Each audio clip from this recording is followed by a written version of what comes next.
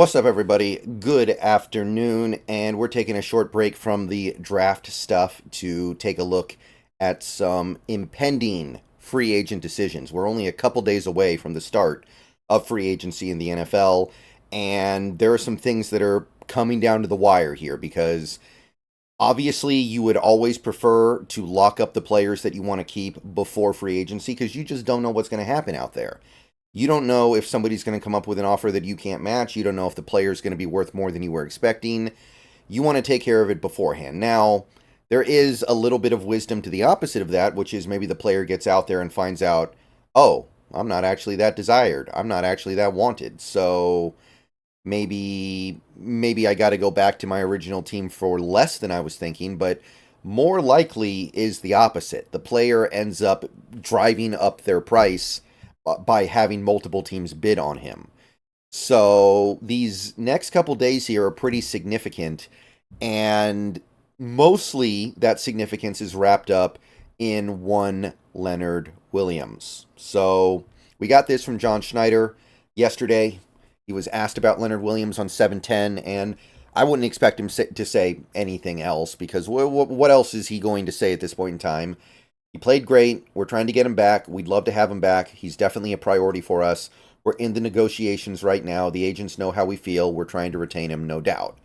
And obviously, this is not a surprise to anybody who pays attention. We traded a second-round pick for him, and when he got to Seattle, he played quite well. So there should be every reason to want to keep him around. But the fact that it hasn't happened yet, as of this time, less than 48 hours before free agency starts, or legal tampering, I guess, which is basically free agency, there's definitely some concern about whether or not we're going to be able to do this. And it makes sense why.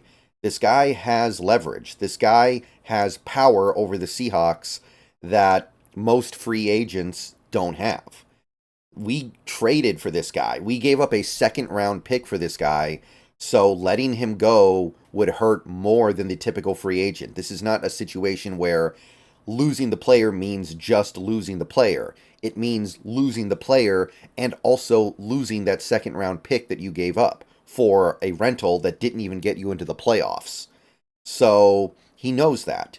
He also knows that, not that this matters now, but we could not use the franchise tag on him because he had been tagged twice before. So that was not an option for us. And it's not like he has any years left on his deal. He's going to become a free agent in a couple of days. This is not an extension with time left on the deal. This is something that is being done with him about to become free. So he does have plenty of leverage here. And all that adds up to it potentially being a pretty big asking price. And there was something that happened yesterday, because obviously free agency is constantly shifting, constantly changing in the days leading up to it, because you have some players re-signing with their former team or finding a new team before the free agency period actually starts. So there are a lot of guys who are getting added to the free agency pool because of releases and cuts. There are also guys like this who are getting taken off the market just before the market opens because they re-sign with their former team. Justin Madubuike. Justin Madubuike signed a 4-year, $98 million deal that includes $75.5 million total in guarantees from Schefter here. So Madubuike is now off the market. He was kind of already off the market because he was franchise tagged, but now he's really off the market. And some people, some Seahawks fans, are looking at something like this and going, well, what does that say about Leonard Williams? If Justin Madubuike gets $98 million, gets $24.5 million a year, what does that say about what Leonard Williams is going to get? Because I think that the generally accepted asking price for Leonard Williams, I think the tag that a lot of people have kind of placed on him is somewhere around 3 years, $51 million or so, maybe 52, somewhere around there though. What if it ends up being a lot more than that to where the Seahawks can't quite follow? And would Leonard Williams look at something like this and go, wait a minute, I need to get me a deal like that? And on one level, there is a little something there. Justin Madubuike, obviously coming off an incredible season, but he is a little bit of a one-hit wonder. He was nothing his first 2 years in the league, and then the last 2 years he's broken out. 2022 was good. 2023 was fantastic. 13 sacks. So that's kind of a one-hit wonder, whereas Leonard Williams has a whole career worth of quality play. I get that. But there are other elements at factor here that need to be considered. So you look at a guy like Justin Madubuike.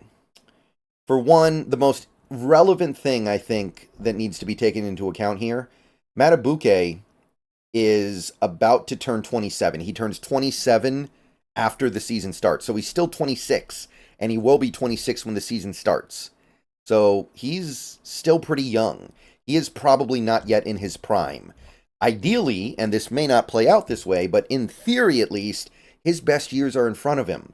So you're paying for that because everybody knows that at 26, this should not be the best version of himself. He should continue to be a player about as good as he was in 2023, if not a little bit better, for the next several years. So the Ravens are paying a really high rate because of that assumption.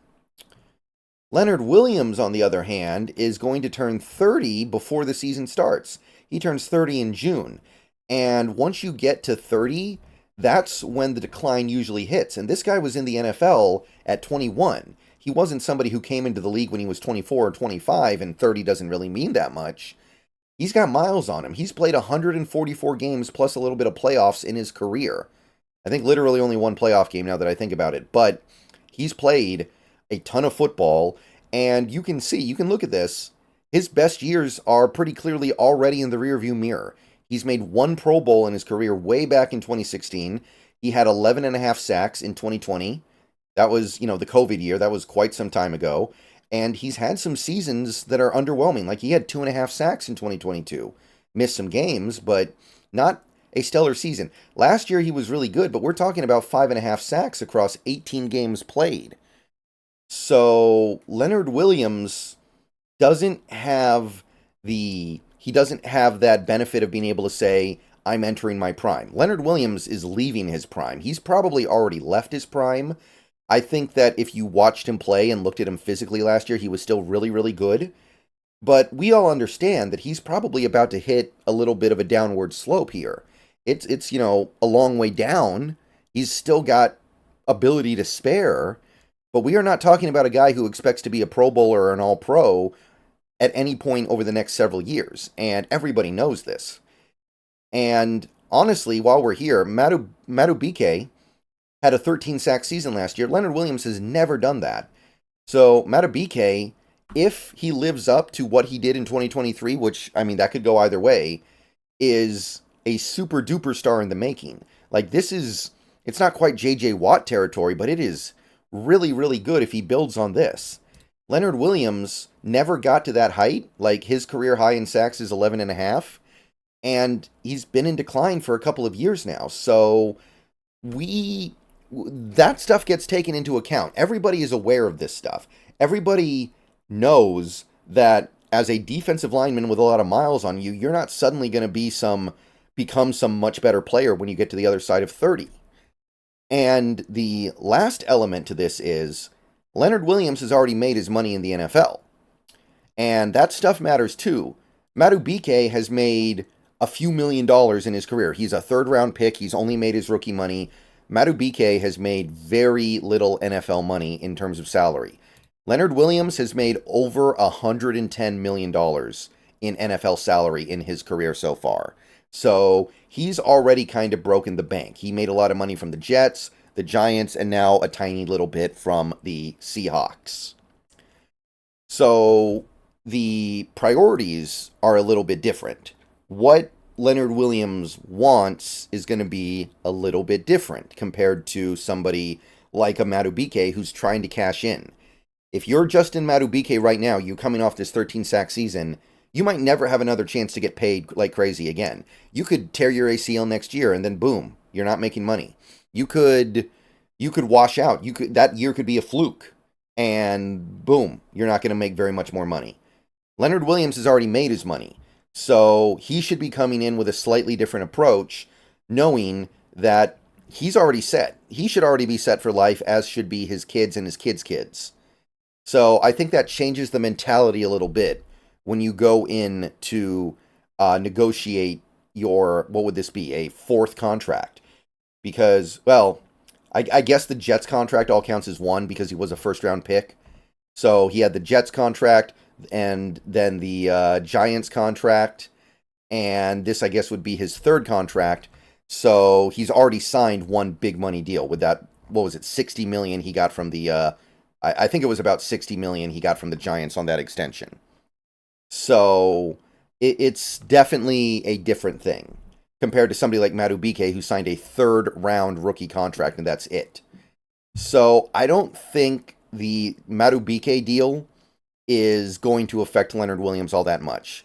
Madubuike is just in a different place in his career where he can get this kind of money coming off the year that he had, which was remarkable. Leonard Williams was really good last year, but he was not on the same level of Madubuike, and his position is significantly worse than Madubuike's for negotiating something of this size. So I think that the ultimate price for Leonard Williams is still going to be somewhere around 3 million for, I'm sorry, 3 years, 51 million. My bad. 3 years, 51 million. Maybe it pushes up to like 54. That's where I think this lands. So not everything is equivalent. Like there is some stuff you can learn from these other contracts, but I don't think there's much of an equivalency between a guy like Leonard Williams, who's about to turn 30, and Madubuike, who's about to turn 27, coming off this incredibly good career year. He even got Defensive Player of the Year votes. Leonard Williams has never gotten a Defensive Player of the Year vote. Something to think about. All right. See you guys later. Go Hawks. Hopefully something gets done. It's very important that we bring back Leonard Williams. And if we don't, that's going to be an ugly start to free agency for the Seahawks. All right. See you guys later. More videos coming soon. But let me know what you think. Let me know how you feel. And yeah, just keep in mind, some things are not the same.